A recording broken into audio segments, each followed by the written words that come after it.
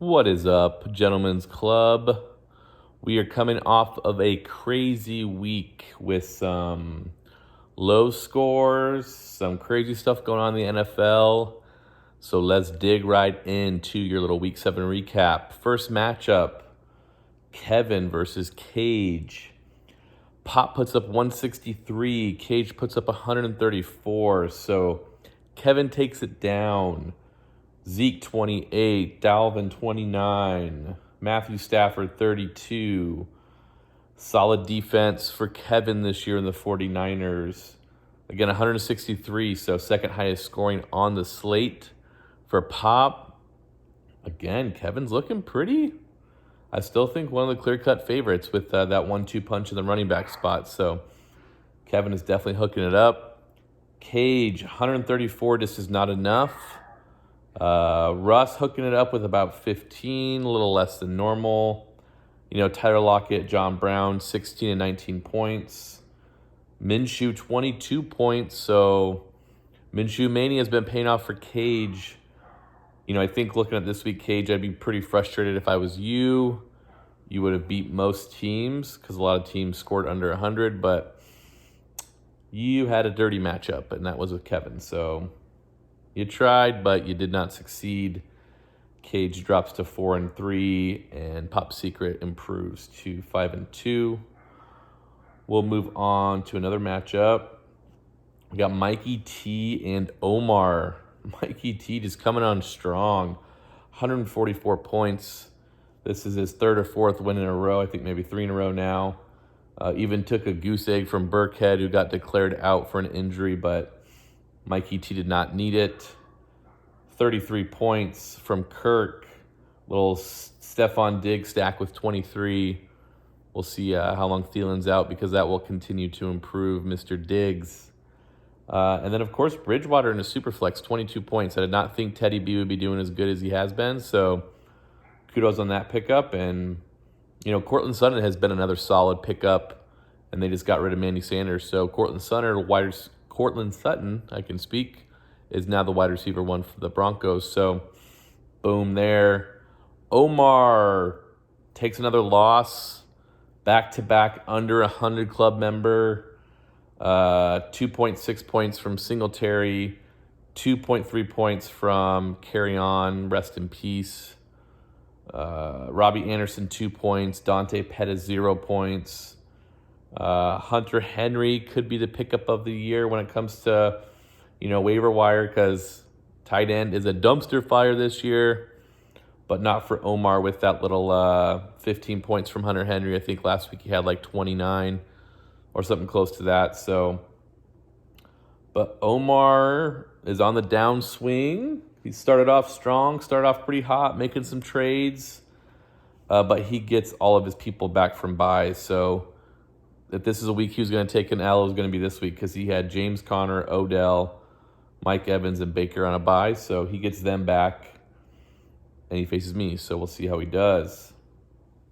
Moving to another matchup. We got Mikey Din versus Wyckoff. Patrick Mahomes gets injured, dislocated knee. Super disappointing, right? One of the most electric players in the NFL, if not the most. So Wyckoff definitely gets hurt there. But yeah, he started Joe Flacco, so that was a big, big miss on his part. If he would have started at MBS, he would have won the matchup.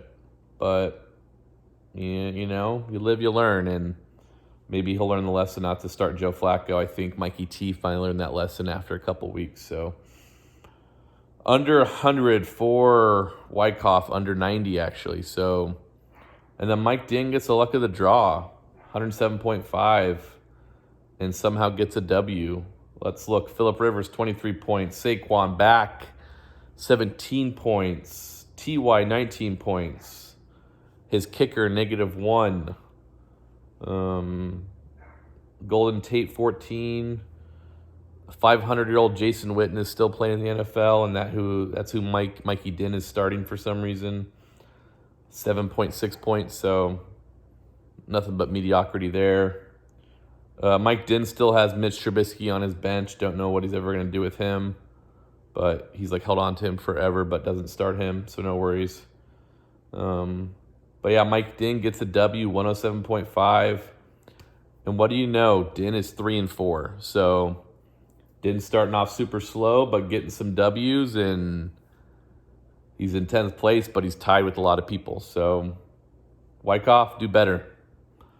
Next matchup, we're going to highlight Billy P. Billy P. Billy P.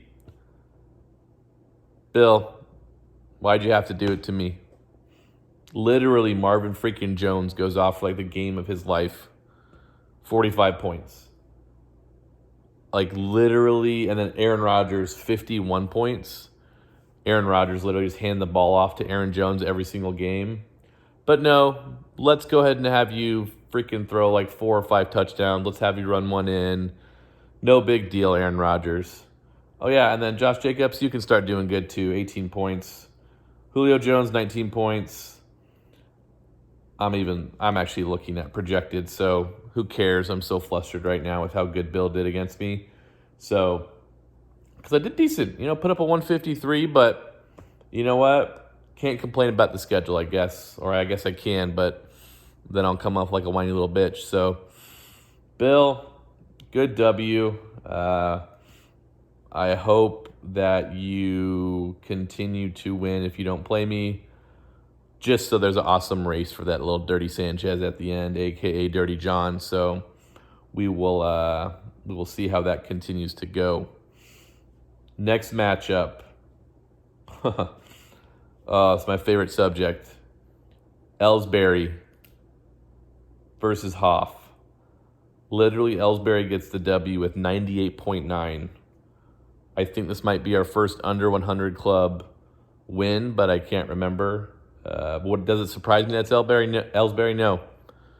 Because literally Ellsbury is like points kryptonite. If you play him, your team will just punch themselves in the face and not do anything.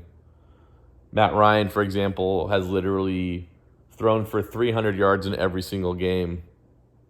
Oh, nope. Not this game when he plays Ellsbury. He's going to get 2.6 points. Only bright spot for Hoff was Michael Thomas at 24 points. Everything else is just either mediocre or garbage.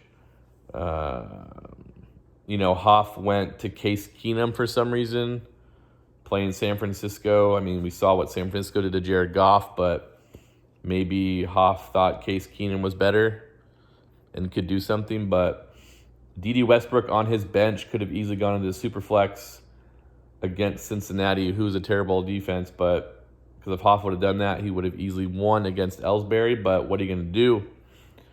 Ellsbury gets 0.2 from David Johnson. The Cardinals just trolling us. David Johnson's going to play, a.k.a. he'll play only if we need him to. And they just signed a couple more running backs, so maybe he's more injured than we thought. But it doesn't matter for Ellsbury because he'll keep getting those dubs. Allen Robinson, 24.7 points, is pretty much his big bright spot along with the Ravens. So 21 points there. He had Andy Dalton on the bench for 19 points, but he didn't need it. So Ellsbury, awesome job. And last matchup, decided to save it for last simply because it's the lowest scoring, I think, team I've ever seen. Sorry, I almost just threw up in my mouth when I looked at Matt Register's team. 67.8 points. Wow. What a terrible team. Tyler Boyd, 8.5 points. He's got like 500 targets but can't catch the ball. Mohamed Sanu, 1.3 points. Philip Lindsay, 4.2 points. Vikings, 3. Zane Gonzalez, 8. Darius Slayton, 4.8. Man, you have to start him? Gosh, that's terrible. The only person in double digits for Reg was Austin Hooper at 14.6. And that was because of a last-minute garbage time touchdown. So 67.8 points. We have hit rock bottom. We have literally hit the bottom that I can't imagine anyone ever doing worse than that. So we'll have to make some sort of special virtual trophy for Register for that one because Lumen does decent, 110.7. Again, he pulls a din and gets a lucky draw. So, look at his scores. Leonard Fournette, 18.5. Jared Goff with a bounce back with 27. But nothing special there. But Lumen is in another playoff spot if the league were to end today. So, yeah, what a crazy week. Listen to some of these scores just to recap. 89.3, 98.9, 88.7, 98.2, and 67.8. Some of the lowest scores we've ever had. So, what a crazy week for the NFL. And just got to tell you, do better. Manage better. To be that low is terrible, but you know what? You take an L, you take an L. I'm the president of Taking the Loss Club right now, so let's look at some standings. Let me pull it up here for you guys. Alrighty. So, we have Ellsbury at the top. Oh, the 6-1. Man, that is just hilarious. Let me just tell you really something really quick because I'm pulling it up right now just for your enjoyment. I don't have it on the iPad, but here it is. Just got to scroll down. Literally, Ellsbury's points allowed, 738. That's how many points we have put up against Ellsbury, 738. The next closest to points allowed is Lumen at 866. So Lumen, Ellsbury, you're getting a favorable schedule. But literally points for, Ellsbury has 996. So it doesn't mean he's terrible because Wyckoff is worse than him, Billy P is worse than him, Register, Din is worse than him, Hofstadter's worse than him. Lumen has less points than him, but is he going to end in first place? I don't know. Next up, we have Kevin. And then Mikey T just continues his climb of this league. Let's see if someone can stop him. Then we got Omar. Then we have Cage. Then we have Mr. Lumsky. That right there is the playoff spots if we're to end the day. Then you have myself, Hoff, Reg, and Din all tied with 3 and 4. Wyckoff 2 and 5. And then Billy P off the schneid at 1 and 6. So anyone can get that Dirty John, and anyone can make that last playoff spot because there is a cluster in the middle of this league. Let's see who comes out on top. So keep playing, keep putting those bids in. Let's see what happens this week. Peace.